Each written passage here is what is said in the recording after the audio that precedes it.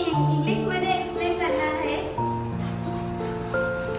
Conductive system म्हणजे it is a specialised और modified cardiac muscle fibre in the heart. They produce or conduct electrical impulse in through the heart. It contains SA node, AV node. इथे मी दाखवलेले आहेत जे जे आपल्या म्हणजे electrical impulse pass करून आपला हार्ट कॉन्ट्रॅक्ट करण्याचं व रिलॅक्स करण्याचं काम करतात. ते इथे मी सगळे नोट्स दाखवलेले आहेत.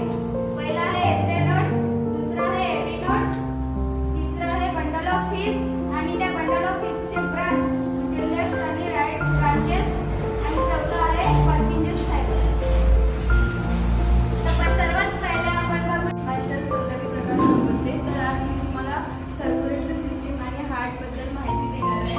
तर पहिलं आहे सर्क्युलेटरी सिस्टीम. सर्क्युलेटरी सिस्टीम अशी सिस्टीम आहे ज्यामध्ये ब्लड पूर्ण शरीरामध्ये फिरण्यास मदत होते आणि प्रत्येक टिश्यूला 0.2 व्हिटॅमिन इत्यादी घटक पुरवले जातात आणि अनावश्यक घटक त्या उत्सर्जनासाठी त्या सिस्टमपर्यंत पोहोचवले जातात.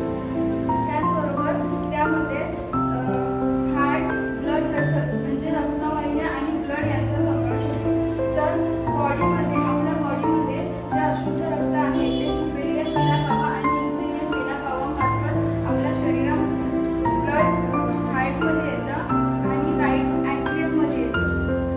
राईट ॲट्रियममधून ट्रायकस्पिड वाल्व पार करून राईट वेंट्रिकलमध्ये येतं. तसेच राईट वेंट्रिकलमधून पल्मोनरी आर्टरीमध्ये येतं. पल्मोनरी